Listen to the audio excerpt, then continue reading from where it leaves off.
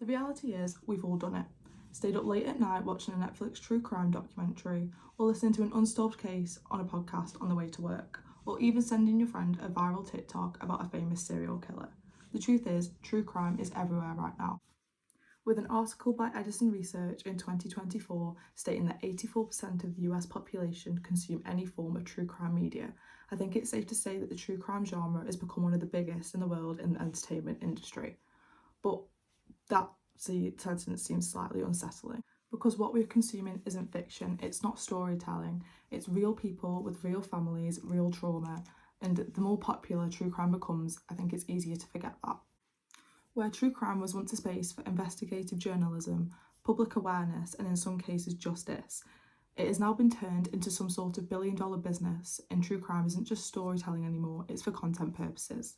And they are not just being reported on, they are being made, sold, and consumed for entertainment purposes. So in this video essay, I'm going to explore and delve deeper into the commercialisation of true crime content and the ethical dilemmas that surround it. Who should be the people profiting from these trauma stories, and should these criminals be glorified? And how do me and you as viewers and listeners draw the line between raising awareness and turning somebody else's trauma into commodity? So in September 2022, Netflix released its new series Monster, The Jeffrey Dahmer Story, and within 60 days of it being released, it passed the billion-hour viewing mark, making it one of the most watched Netflix series. An article released by Forbes in early 2023 states that Shirley Hughes, who was the mother of Tony Hughes, who was murdered by Dahmer in 1991, says that sick people thrive off the fame, and it's a shame that people can take our tragedy and make money. And that is just one example. It is not just massive companies like Netflix making money from true crime media. There are also many podcasts on Spotify, such as My Favourite Murder, Crime Junkie, and Murder Mystery and Makeup, who rake in thousands of views in every episode, telling true crime stories and discussing them, and views equals money. These different podcasts also have different twists on to make them different, to appeal to different audiences. For example, My Favourite Murder combines a comedy with true crime, an interesting true crime, so that will appeal to a different audience than Murder Mystery and Makeup, because the host of that podcast does her makeup whilst telling the true crime story, so people that are interested in watching like Get Ready With Me's and true crime would then watch that one. So different podcasts can aim at a wider population of people. The merchandising of true crime just makes it sound like it is a trend, with influencers who have no real interest in true crime filming their reactions to true crime documentaries to monetize their takes for views, which is just like they're keeping up with what's popular at the moment. And this all then backs up what researchers Bowling and Hull found in their research in 2018. They call this cultural commodities, which is when these stories stop being about the awareness of the cases or the justice, and they start being about the marketable, clickable, bingeable content that they're all worth. And with every new documentary or viral case breakdown, the same pattern happens. Attention spikes, different merch is made, reaction videos from different influencers will drop, and podcasts will then retell the stories, and only a few big players will profit from that, except for the people that it was actually affected by and the victims and the families of the crime. And this is where many people feel that the ethical problems really start to shine through, because if real tragedy just becomes another trend to cash in on, what does that say about the platforms that we use and us as audiences?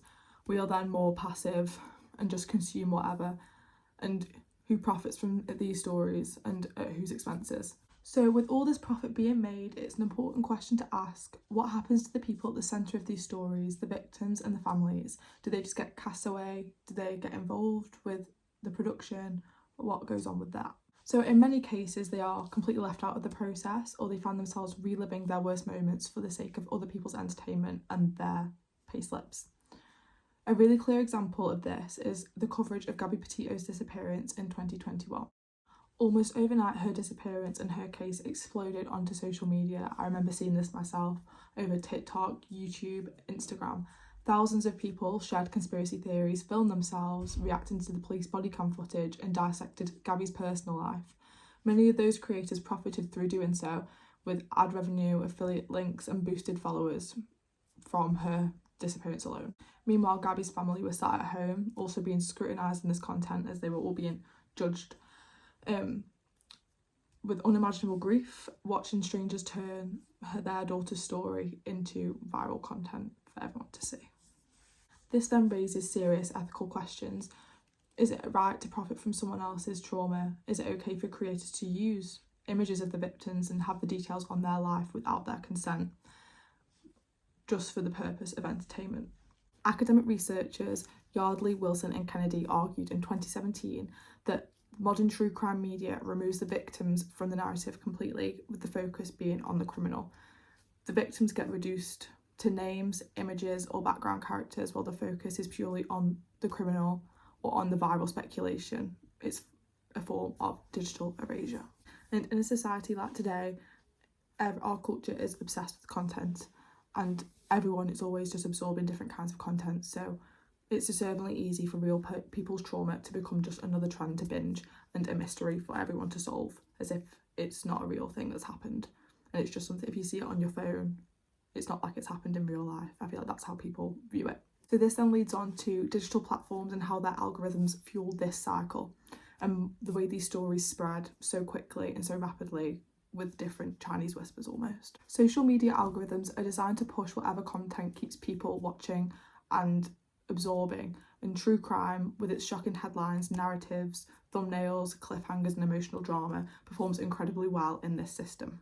But because these videos kept the people on the app and consuming different videos, the algorithm kept them promoting them. And the issue is, once a story goes viral, it stops being about the facts or the justice of the case, and it starts being about the content created with it. Videos are rushed to capitalise the trend and to jump on to the trend. Details get twisted, victims' families get re-traumatised, and the platform gets profit the whole way through this.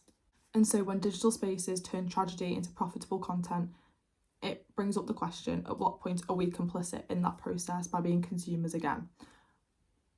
Just because we're following along, does that mean we're agreeing with that trend or the promotion of that case? And this is what I'm going to speak about for the final part, about how we as viewers can rethink our relationship with true crime content, and how creators and platforms and streaming services and directors of future true crime documentaries can start to do better. Because the truth is, true crime as a genre isn't inherently bad. Some documentaries have helped solve cold cases, some podcasts have helped to raise awareness for missing people, and investigative journalism still matters. But what the dangerous part is when these stories are stripped from humanity, turned into clickbait and packaged as entertainment without care for the real people in the centre of these true crime cases. And me and you as viewers and consumers of this media have more power than we think. We can choose what we watch, what we click on, and we can prioritise content that's responsible, sensitive, and made with consent of those involved. And for creators in the industry, whether you're a podcaster, YouTuber, TikToker, or part of a project for a true crime documentary, it's about asking harder questions before hitting upload.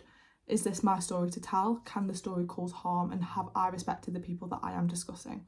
Because not every tragedy is content at the end of the day. I think we all need to get more comfortable with the idea that just because something is trending or will get views doesn't mean that it needs to be made or watched. And platforms also need to do better by moderating harmful content, elevating responsible voices, and centering the voices of the victims and the families of these victims when these stories are told, because true crime doesn't have to exploit to be important. At the end of the day, these aren't just stories, these are real people's lives, traumas, and things that they have had to go through. So I think we owe them more than algorithms and ad revenue. Thank you for watching.